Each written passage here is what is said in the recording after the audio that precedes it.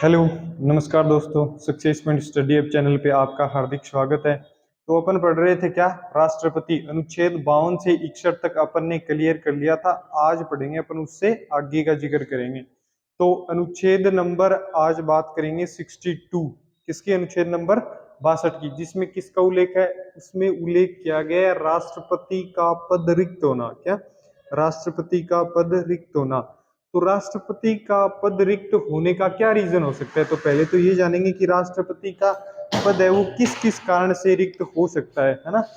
तो पहले अपन ये जानकारी प्राप्त करेंगे। तो राष्ट्रपति का पद रिक्त होने का एक रीजन पहला समझो, या तो कार्यकाल पूर्ण होगा। दूसरा दूसरा क्या रीजन होगा, या राष्ट्रपति अपने पद से क्या कर दे, त्याग पत्र दे दे। और अगला रीजन क्या हो सकता है, या जो भी मत पड़े हैं, मतलब वोट हुए हैं, वो क्या हो सकते हैं, अवैध हो सकते हैं। और क्या रीजन हो सकता है, या फिर राष्ट्रपति को महाभियोग द्वारा हटा दिया जा सकता है, या फिर क्या हो सकता है कि राष्ट्रपति की मृत्यु हो जाए। ये 5 रीजन हो सकते हैं। आगे बात समझ में। तो इन पांच रीजन की वजह से क्या हो सकता है, राष्ट्रपति का पद रिक्त हो सकता है। क्या हो सकता है, राष्ट्रपति का पद है वो रिक्त हो सकता है। अब देखेंगे कि कार्यवाहक राष्ट्रपति कब बनता है। कार्यवाहक राष्ट्रपति जब बनेगा तब या तो किसी का कार्यकाल पूर्ण हो जाए, या आगे कार्यकाल पूर्ण हो जाए तो निर्वाचन होगा। यदि किसी की कार्यकाल के दौरान मृत्यु हो जाए तो क्या होगा, कार्यवाहक राष्ट्रपति बनाया जाएगा। क्या बनाया जाएगा, कार्यवाहक राष्ट्रपति। तो अपन आज अनुच्छेद किसकी बात कर रहे हैं, अनुच्छेद नंबर 62, अनुच्छेद 62 62। इसमें किसका उल्लेख है, राष्ट्रपति का पद रिक्त। किसका, राष्ट्रपति का पद रिक्त। अब देखो क्या क्या कारण से राष्ट्रपति का पद है वो रिक्त हो सकता है। इसके 5 रीजन है। देखो पहला क्या बताया था आपको, पहला कार्यकाल पूर्ण, क्या हो सकता है, या तो कार्यकाल पूर्ण हो सकता है। दूसरा क्या, त्याग पत्र दे दे। क्या दे दे, राष्ट्रपति त्याग पत्र दे दे। या फिर तीसरा रीजन क्या है, राष्ट्रपति की क्या हो जाए, मृत्यु हो जाए। तो ये भी एक रीजन है। या फिर उस पे क्या क्या लगा दिया जाए, महाभियोग। क्या लगाया जाए, महाभियोग। या फिर एक रीजन और है क्या, कि मत जितने भी मत पड़े हैं उस पे क्या हो जाए, कि बोल दे कोई कि अवैध हो गया, सरकार द्वारा उसे अवैध घोषित कर दिया जाए। क्या कर दिया जाए, अवैध मतदान। तो इस स्थिति में क्या होगा, राष्ट्रपति का पद क्या हो जाएगा, रिक्त हो जाएगा। क्या हो जाएगा, इस स्थिति में राष्ट्रपति का पद क्या हो जाएगा, रिक्त हो जाएगा। अब इसके बाद क्या होता है, अगर राष्ट्रपति का पद रिक्त हो गया तो उसके बाद क्या होगा कि या तो कोई सिचुएशन ऐसी हो गई कि राष्ट्रपति का चुनाव नहीं करवाया जा सकता है, तो जो उपराष्ट्रपति होगा उसको क्या बना दिया जाएगा, कार्यवाहक राष्ट्रपति बना दिया जाएगा। बाय द वे ऐसा हो जाए, एक कंडीशन ऐसी हुई भी है, समझो जैसे क्या हुआ कि राष्ट्रपति था, राष्ट्रपति की होगी मृत्यु। क्या होगी, मृत्यु। तो उसके बाद कार्यवाहक किसको बनाया जाएगा, उपराष्ट्रपति को। उपराष्ट्रपति को कार्यवाहक बना दिया, और ऐसा हो जाए कि उपराष्ट्रपति भी त्याग पत्र दे दे तो क्या होगा, तो सुप्रीम कोर्ट के मुख्य न्यायाधीश को क्या बनाया जाएगा, राष्ट्रपति। क्या बनाया जाएगा, राष्ट्रपति बनाया जाएगा। ऐसी कंडीशन एक बार हुई भी है। एक बात और है, वो नोट करके लिखनी पड़ेगी। वो ये है कि ऐसा हो जाए, मतदान को अवैध घोषित कर दिया जाए। क्या कर दिया जाए, जितने भी मत पड़े हैं उनको अवैध घोषित कर दिया जाए। तो क्या होगा, राष्ट्रपति द्वारा जितने भी कार्य किए गए हैं उनको भी अवैध घोषित किया जाएगा या नहीं किया जाएगा। तो अगर ऐसा होता है तो राष्ट्रपति द्वारा जितने भी कार्य किए गए हैं उनको अवैध घोषित नहीं किया जाएगा। वो क्या होंगे, सारे के सारे ये कार्य होंगे वो क्या होंगे, वैध होंगे। तो देखो अवैध मतदान हो गया। क्या हो गया, अवैध मतदान हो गया। तो उस समय राष्ट्रपति द्वारा जो कार्य किए गए हैं वो अवैध नहीं माने जाएंगे, उनको क्या माना जाएगा, वैध माना जाएगा। राष्ट्रपति के कार्य को क्या माना जाएगा, इनको वैध माना जाएगा। जितने भी कार्य करेगा उसको क्या माना जाएगा, वैध। आगे बात समझ में, ये बात बहुत ज्यादा इंपॉर्टेंट है। ठीक है, क्लियर है यहां तक। अब बात करते हैं कि जो जो राष्ट्रपति जिनकी कार्यकाल के दौरान मृत्यु हो गई, क्या होगी, मृत्यु, मृत्यु हो गई। और उसके बाद जो कार्यवाहक राष्ट्रपति बने, क्या बने, कार्यवाहक राष्ट्रपति, तो एक नंबर होगा जाकिर हुसैन। क्या होगा, जाकिर हुसैन। जाकिर हुसैन की क्या होगी, मुस्लिम था वो, और जाकिर हुसैन की कार्यकाल के दौरान मृत्यु हो गई। उसके बाद बोले तो कार्यवाहक राष्ट्रपति किसे बनाया गया, उपराष्ट्रपति को बनाया गया। और उस समय उपराष्ट्रपति कौन थे, वीवी गिरी। कौन थे, वीवी गिरी। वीवी गिरी ने क्या किया, राष्ट्रपति का पद धारण करते ही कार्यवाहक के रूप में उन्होंने क्या दे दिया, त्याग पत्र। तो ऐसी सिचुएशन में क्या हुआ, फिर सुप्रीम कोर्ट के मुख्य न्यायाधीश एम हिदायतुल्ला को क्या बनाया गया, कार्यवाहक राष्ट्रपति बनाया गया। क्या बनाया गया, कार्यवाहक राष्ट्रपति। तो पहला कौन था, जाकिर हुसैन। कौन था, जाकिर हुसैन। देखो ये हो गया जाकिर हुसैन, समझो ये बात, ये है जाकिर हुसैन। और उस समय उपराष्ट्रपति कौन था, उपराष्ट्रपति था वीवी गिरी। उपराष्ट्रपति वीवी गिरी। कौन था, वीवी गिरी। अब इसके बाद बात करते हैं कि सुप्रीम कोर्ट का मुख्य न्यायाधीश उस टाइम था एम हिदायतुल्ला। कौन, एम हिदायतुल्ला। ठीक है, कौन था, एम हिदायतुल्ला। बात समझो, यहां से क्लियर हो जाएगा आपको। क्या हो गया कि इनकी होगी, क्या होगी, इनकी होगी मृत्यु, मृत्यु। अब इनकी मृत्यु के बाद किसको कार्यवाहक बनाया जाएगा, तो वीवी गिरी को। किसको बनाया गया, वीवी गिरी को क्या बनाया गया, कार्यवाहक राष्ट्रपति। और इन्होंने क्या किया, इन्होंने त्याग पत्र दे दिया, इन्होंने त्याग पत्र दे दिया। क्यों, क्योंकि इनको पता था कि अब राष्ट्रपति बनने का मौका है अपने पास। क्या है, राष्ट्रपति बनने का मौका है। तो इन्होंने क्या किया, त्याग पत्र दे दिया। और अब इसकी जगह देखो, राष्ट्रपति का पद यहां था, उनकी मृत्यु हो गई। अब उपराष्ट्रपति का पद था, वो क्या हो गया, खाली हो गया। अब ऑप्शन बचा कौन सा, तीसरा, सीजीआई, जो सुप्रीम कोर्ट का मुख्य न्यायाधीश था। कौन था, एम हिदायतुल्ला। अब इसको लाया गया, अब इसको क्या किया गया, इसको कार्यवाहक क्या बनाया गया, कार्यवाहक राष्ट्रपति बनाया गया। किसको बनाया गया, एम हिदायतुल्ला को। आगे बात समझ में। अब इससे आगे 2 नंबर जिनकी कार्यकाल के दौरान मृत्यु हो गई, वो कौन थे, वो थे फखरुद्दीन अली अहमद। कौन थे 2 नंबर, फखरुद्दीन अली अहमद। फखरुद्दीन अली अहमद, जिनकी क्या होगी, इनकी भी कार्यकाल के दौरान क्या होगी, मृत्यु होगी। कार्यकाल के दौरान मृत्यु होने वाले दूसरे राष्ट्रपति कौन थे, अगर क्वेश्चन पूछ ले तो फखरुद्दीन अली अहमद। और उस समय उपराष्ट्रपति थे कौन, बीडी जत्ती, बीडी जत्ती। और इनको क्या बनाया गया, ये थे उस टाइम उपराष्ट्रपति। क्या थे, उपराष्ट्रपति। तो इनको क्या बनाया गया, इनको बनाया गया कार्यवाहक राष्ट्रपति। क्या बनाया गया इनको, कार्यवाहक राष्ट्रपति। आगे बात समझ में। कहने का मतलब है राष्ट्रपति का पद 1 मिनट भी क्या नहीं रह सकता, खाली नहीं रह सकता। किसका पद, बात करें तो राष्ट्रपति का पद 1 मिनट भी खाली नहीं रह सकता। बात क्लियर। ये क्वेश्चन इंपोर्टेंट है कि कार्यकाल के दौरान मृत्यु होने वाला प्रथम राष्ट्रपति, तो क्या बताओगे आप, जाकिर हुसैन। अगर दूसरा बात कर ले तो फखरुद्दीन अली अहमद। अब बात करते हैं राष्ट्रपति की शक्तियों की। किसकी, कि राष्ट्रपति की शक्तियां क्या क्या होती हैं। अब पढ़ेंगे अपन राष्ट्रपति की शक्तियां। देखो राष्ट्रपति की शक्तियां,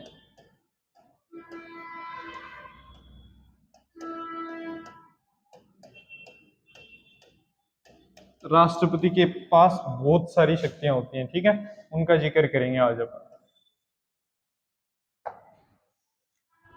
तो समझो, सबसे पहले किसका जिक्र करेंगे, कार्यपालिका की शक्ति। किसकी बात करें, कार्यपालिका की शक्ति।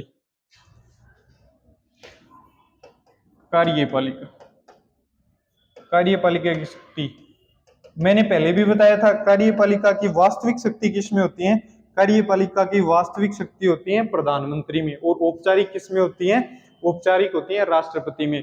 तो जितने भी कानून बनते हैं उन पे हस्ताक्षर का कार्य कौन करता है? कार्यपालिका के जितने भी कानून बनते हैं उन पे हस्ताक्षर का कार्य कौन करेगा? हस्ताक्षर वो किसके होंगे? राष्ट्रपति के। किसके होंगे? राष्ट्रपति के। अब कुछ नियुक्तियां आती हैं कि उनकी नियुक्ति कौन करता है। कुछ पद हैं जिनकी नियुक्तियां कौन करता है? उसकी नियुक्तियां भी राष्ट्रपति करता है। जैसे सीजीआई हो गया, सुप्रीम कोर्ट का मुख्य न्यायाधीश हो गया, सीएजी हो गया, अपना क्या हो गया? सीएजी, नियंत्रक एवं महालेखा परीक्षक। उसके बाद बात करते हैं कि केंद्र के जितने भी मंत्री हैं उनकी नियुक्ति कौन करेगा? राष्ट्रपति। और प्रधानमंत्री की नियुक्ति भी कौन करता है? राष्ट्रपति करता है। तो ये नियुक्ति करते हैं। ये देखो किस किस की करते हैं, पूछ ही लें कि प्रधानमंत्री की नियुक्ति कौन करता है। देखो किसकी? पीएम प्रधानमंत्री, सीजीआई सुप्रीम कोर्ट का मुख्य न्यायाधीश, सीएजी नियंत्रक एवं महालेखा परीक्षक, और जितने भी केंद्रीय मंत्री होंगे उनकी नियुक्ति कौन करेगा? राष्ट्रपति। कौन करेगा? राष्ट्रपति। इतनी बात क्लियर हो गई। अपन ने कार्यपालिका का जिक्र कर लिया कि कार्यपालिका की शक्तियां। अब बात करते हैं किसकी? विधायी शक्तियां। किसकी? विधायी, या जिसे अपन दूसरी भाषा में बोलते हैं कानूनी शक्ति। क्या बोलेंगे? कानूनी शक्ति। तो अब बात करते हैं किसकी? 2 नंबर, विधायी शक्तियां।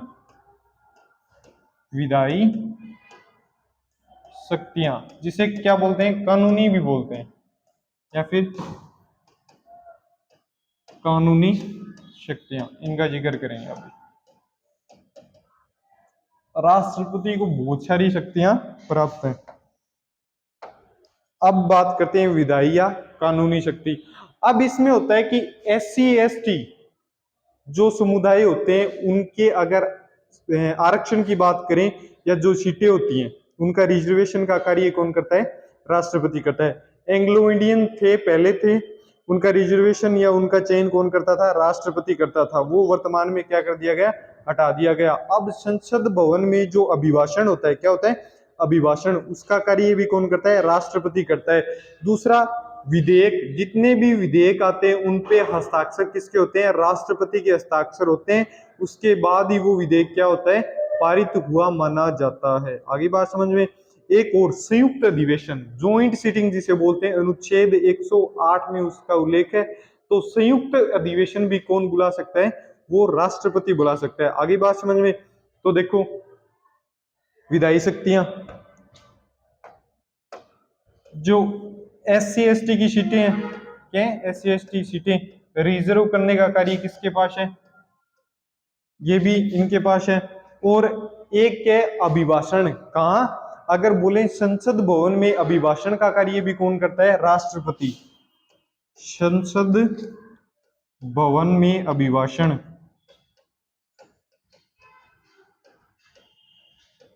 अभिभाषण का कार्य कौन करेगा? राष्ट्रपति।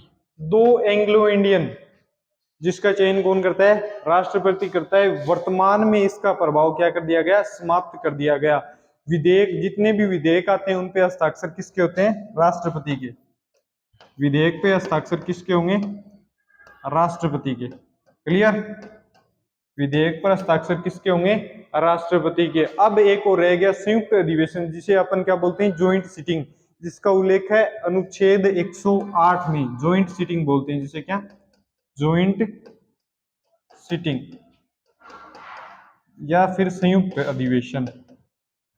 कौन बुला सकता है? राष्ट्रपति बुला सकता है। इसका वर्णन है अनुच्छेद 108 में। साथ साथ में यहां भी याद कर लेना, आगे भी आपको बता देंगे। तो ये क्या है? Joint sitting. अब इससे आगे जानते हैं कि वित्तीय शक्तियां, किसका जिक्र करेंगे आगे? वित्तीय शक्तियां जो राष्ट्रपति के पास होती हैं। जैसे कोई भी अपने बजट आता है तो बजट जो प्रारूप है वो तैयार कौन करता है? वित्त मंत्री। लेकिन वो सिफारिश किससे करता है उसको अप्लाई करने के लिए या लागू करने के लिए? राष्ट्रपति से। किससे? राष्ट्रपति से। तो वित्तीय शक्तियां देखो, वित्तीय शक्तियां, इसमें मुख्य रूप से क्या आता है? बजट। क्या आता है? बजट। पारित कौन करता है? राष्ट्रपति। और इसमें सिफारिश कौन करता है? इसमें सिफारिश करता है वित्त मंत्री। कौन, वित्त मंत्री प्रस्तुत करता है राष्ट्रपति के सामने और राष्ट्रपति इसे अंतिम रूप से स्वीकृत कर देता है, जिसके बाद क्या होता है, बजट पारित हुआ माना जाता है। आगे बात समझ में। अब राजनीतिक शक्ति कुछ और है, इनमें राजनीतिक शक्ति की बात करें, देखो जैसे राजदूत आते हैं, अगर भारत से कोई राजदूत, क्या, अगर भारत से कोई राजदूत किसी अन्य देश में जाता है तो वो एक लेटर तैयार करके देता है और उस पे क्या होता है, राष्ट्रपति के हस्ताक्षर होते हैं। उसको इतना अधिकार होता है कि वहां की पुलिस जिस देश में गए वो भी उसको कुछ नहीं बोल सकती, यानी उसको इतनी प्रोटेक्शन दी जाती है, किसके नाम पे, राष्ट्रपति के नाम पे। और इतनी प्रोटेक्शन उनको दी जाती है जिन देशों के राजदूत अपने देश में आते हैं, उनके लिए स्पेशल व्यवस्था की जाती है। आगे बात समझ में। तो ये कार्य किसका होता है, ये भी राष्ट्रपति का कार्य होता है। जैसे राजदूत नियुक्त करते हैं, जैसे राजदूत भारत से किसी अन्य देश में जाते हैं, उस पे अंतिम रूप से हस्ताक्षर किसके होते हैं, राष्ट्रपति के। और जैसे कोई राजदूत अन्य देश से भारत में आता है, अन्य देश से क्या, भारत में आता है, तो उसका भी संरक्षण का कार्य कौन करता है, उसका भी संरक्षण का कार्य राष्ट्रपति द्वारा किया जाता है। यानी अंतिम रूप से स्वीकृति किसके द्वारा दी जाती है, राष्ट्रपति के द्वारा दी जाती है। अब इससे आगे अपन बात करेंगे किसकी, सैन्य शक्ति। सैन्य शक्ति का मतलब समझो कि नेवी, एयरफोर्स और एक क्या रह गया, आर्मी। तीनों सेनाओं का जो कमांडर होता है, क्या कमांडर होता है, वो किसको, राष्ट्रपति को बोलते हैं। देखो इनके बीच एक कड़ी है, वो समझो। सैन्य शक्ति की बात करें, किसकी, अपन बात करें सैन्य शक्ति, सैन्य शक्ति।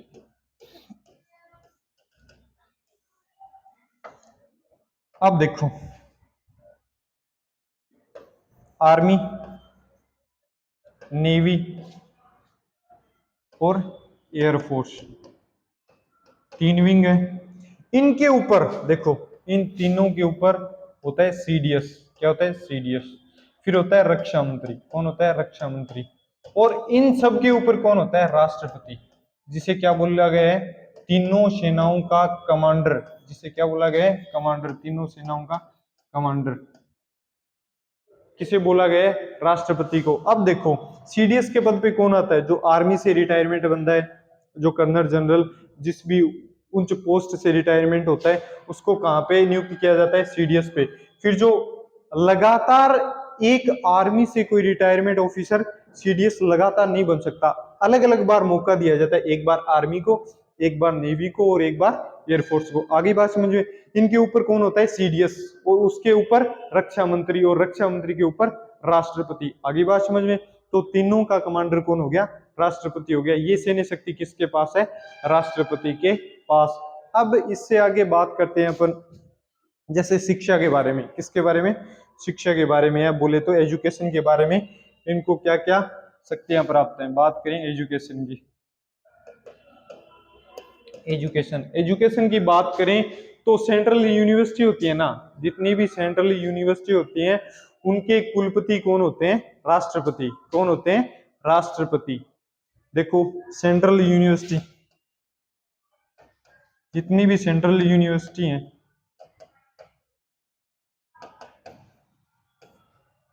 उनके चांसलर कौन होते हैं,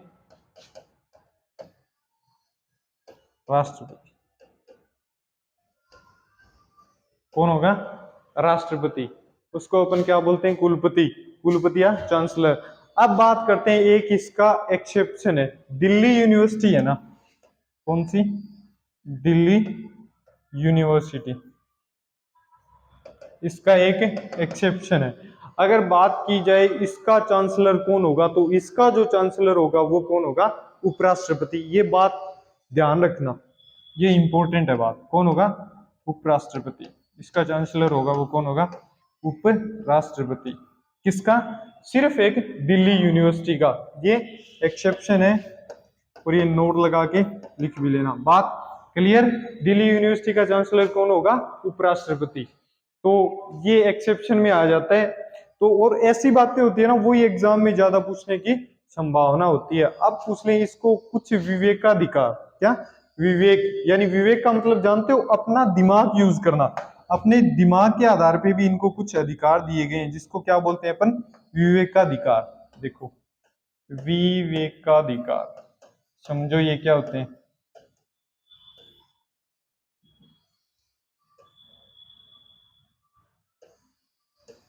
देखो, संसद है, संसद के दो दो सदन कौन कौन से हो गए? लोकसभा और राज्यसभा। जिसका लोकसभा में बहुमत होगा वो क्या बनेगा? प्रधानमंत्री बनेगा। और कुल टोटल सीट कितनी है? 545 लगभग। जिसके पास 273 सीट होंगी वो क्या बन जाएगा? पीएम, या बहुमत दल का नेता, जिसे अपन क्या बोलेंगे? प्रधानमंत्री बोलेंगे। क्या बोलेंगे? प्रधानमंत्री करेगा। जीत के सीट है, एक के पास 150 मान ली, फिर इस 155 ली, एक के पास 20 मान ली। समझ लेते हैं अपन। क्वेश्चन दिख तो रहेगा, क्लियर है क्या? देखो, इस सिचुएशन में ये अपने विवेक का यूज करेगा, दिमाग का यूज करेगा। ये इस समय इसको अधिकार है कि ये जो 5 पार्टी हैं, इनमें से किसी एक पार्टी के सदस्य को, इनमें से जो बहुमत के आधार पे अपने में से चुनते हैं, ये जो पार्टी, उसको ये प्रधानमंत्री बना सकता है। क्या बना सकता है? ये जिसकी 20 सीट है ना, जिस पार्टी की, इसका भी प्रधानमंत्री नियुक्त कर सकता है। क्या कर सकता है? प्रधानमंत्री नियुक्त कर सकता है। आगे बात समझ में? अगर इसका प्रधानमंत्री नियुक्त कर दिया इसने, और वो केवल कितने दिन तक? 30 दिन तक। 30 दिन में, 30 दिन में इसको क्या करना पड़ेगा? 30 दिन में इसको बहुमत दिखाना पड़ेगा। कितना? 273 सीट का इसको बहुमत दिखाना पड़ेगा। अगर ऐसा नहीं होता है तो क्या कर दिया जाएगा? इसको हटा दिया जाएगा। ये प्रोसेस कितने दिन चल सकती है? ये चल सकती है मैक्सिमम 6 महीने। कितने महीने? 6 महीने तक ऐसा मौका मिल सकता है। अगर इसको हटा दिया और वो चाहे कि मैं किसी और को मौका देना चाहता हूं, तो ये इस पार्टी के सदस्य को भी क्या नियुक्त कर सकता है? प्रधानमंत्री। ऐसे 6 महीने का टाइम इन पार्टियों को दे सकता है और ये अपना बहुमत साबित कर सकते हैं। पर ऐसा बहुत कम होता है कि जिसके 20 ही मेंबर चुने गए हों और उनको मौका दे दे, क्योंकि इनको पता होता है कि कौन सी पार्टी है वो बहुमत दर्शा सकती है। इतना क्लियर होता है, इनको पता होता है, तो बिल्कुल ऐसे नहीं करते। तो राष्ट्रपति का पद है वो विवेकाधिकार के हिसाब से किसको चुन सकता है? प्रधानमंत्री को चुन सकता है। बात क्लियर? अब इसके बाद आते हैं विशेषाधिकार की बात। किसकी? इनको विशेष अधिकार दिए गए हैं कुछ। क्या दिए गए हैं? विशेष अधिकार, जिसे अपन बोलेंगे विशेषाधिकार। इनको कुछ विशेष अधिकार दिए गए हैं, उनका जिक्र करते हैं। एक तो मैंने अनुच्छेद 14 में भी बताया था, विधि के समक्ष समानता में भी बताया था, परमादेश वगैरह राष्ट्रपति के खिलाफ क्या नहीं कर सकते? जारी नहीं कर सकते। यानी इनके खिलाफ कोई गिरफ्तारी नहीं कर सकते, इसके खिलाफ कोई फौजदारी मुकदमा है वो दायर नहीं कर सकते। और एक और क्या? दीवानी मुकदमा चला सकते हैं। दीवानी मुकदमा इसलिए चला सकते हैं क्योंकि उसमें सिर्फ पनिश के रूप में क्या होती है? पेमेंट, पैसे देने होते हैं, तो इसलिए वो चला सकते हैं। तो इसके गिरफ्तारी भी नहीं कर सकते। इनकी क्या नहीं कर सकते? गिरफ्तारी।